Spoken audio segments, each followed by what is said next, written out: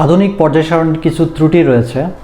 যদিও আধুনিক পর্যায় সারণীটা অনেক ত্রুটিমুক্ত, তারপরেও এর ছোট কিছু ত্রুটি রয়েছে। সেই ত্রুটিগুলো আমরা একটু দেখব। দেখো, এখানে আমরা প্রথমে দেখতে পাচ্ছি হাইড্রোজেনের অবস্থান নিয়ে একটা ত্রুটি রয়েছে। হাইড্রোজেন কত নাম্বার গ্রুপে রয়েছে বলো তো?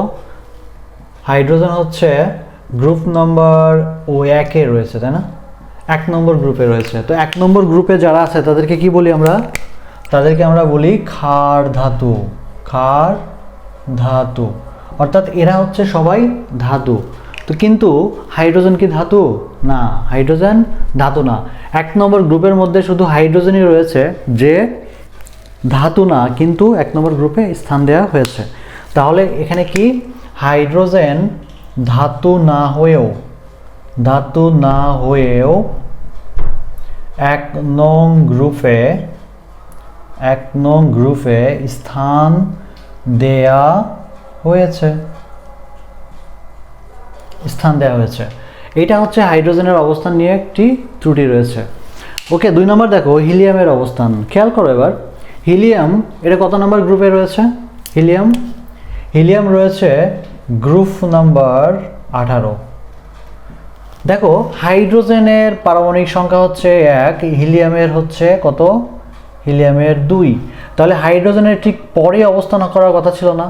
এ যদি 1 নম্বর গ্রুপে হয়, এর 2 নম্বর গ্রুপে হওয়ার কথা ছিল হিলিয়ামের, কিন্তু হিলিয়ামের 2 নম্বর গ্রুপে না গিয়ে 18 নং গ্রুপে চলে গেছে, তাই না? এর একটা বিষয়।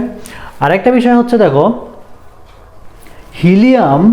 হিলিয়ামের শেষ কক্ষপথে ইলেকট্রন আছে কয়টা? হিলিয়ামের ইলেকট্রন বিন্যাস যদি আমরা করি 1s2, এস অরবিটালে 2টা আছে। ও এখানে কি আছে?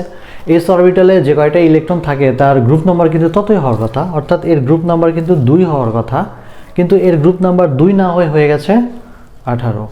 তো এখানে হিলিয়ামের অবস্থান কেন 18তে দেওয়া হয়েছে? একটা খুব ইম্পর্ট্যান্ট একটা কোশ্চেন আসে যে হিলিয়ামকে কেন গ্রুপ নাম্বার 18-এ স্থান দেওয়া হয়েছে। তার অ্যান্সারটা হচ্ছে হিলিয়ামের যে বৈশিষ্ট্যগুলো রয়েছে তা 18 নং গ্রুপের মৌলের যে বৈশিষ্ট্যগুলো আছে সেই বৈশিষ্ট্যের সাথে অনেক মিল পাওয়া যায়। অর্থাৎ নিষ্ক্রিয় মৌল 18 নং গ্রুপে যারা আছে তাদেরকে নিষ্ক্রিয় মৌল বলি আমরা।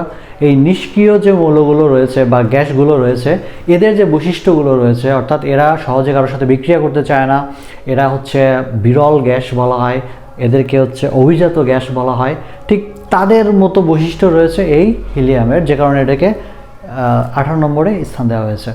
তাহলে আমরা এখানে পাচ্ছি যে পর্যায় সারণীর এই যে হিলিয়ামের যে অবস্থান রয়েছে, এই অবস্থান নিয়ে কিছুটা বিতর্ক থেকেই যায়। তো এরপরে দেখো ল্যান্থানাইট ও অ্যাক্টিনাইট সিরিজের অবস্থান। তোমরা জানো পর্যায় সারণীর 3 নম্বর গ্রুপের 6 এবং 7 নং পর্যায়ের যে পজিশনটা আছে, ওই একটা করে পজিশনে 15টা কি করে মৌল রয়েছে। তো এখানে কি দেখো গ্রুপ নাম্বার কত এদের হচ্ছে গ্রুপ নাম্বার 3। পর্যায়ে আছে কয়টা? পর্যায়ে আছে একটা হচ্ছে 6 আর একটা হচ্ছে 7। তো এই যে পজিশন, এই পজিশনে কয়টি মৌল রয়েছে? 15টি মৌল রয়েছে, 15টি মৌল। আবার আমি যদি আরেকটা পজিশন দেখি, 3 নম্বর গ্রুপ 7 নম্বর পর্যায়, এই পজিশনে কয়টি মৌল রয়েছে? 15টি মৌল রয়েছে। তো এই যে 15টি করে মৌল রয়েছে, একটা পজিশনে একটা মৌল থাকার কথা ছিল, কিন্তু সেখানে মৌল আছে কয়টা? 15টা। তো এই যে এতগুলো করে মৌল রয়েছে, এটা অবশ্যই পর্যায় সারণীর একটা দুর্বলতা এখানে প্রকাশ পায়, অর্থাৎ পর্যায় সারণীর ত্রুটি হিসেবে আমরা এখানে বলে দিতে পারি। অর্থাৎ ল্যান্থানাইট ও অ্যাক্টিনাইট সিরিজের যে অবস্থানগুলো রয়েছে, এটা কিন্তু পর্যায় সারণীর এক ধরনের ত্রুটি। তো আরও কিছু ত্রুটি রয়েছে, দেখো আমরা লিখতে পারি। দেখো ধাতু অধাতু, ধাতু ও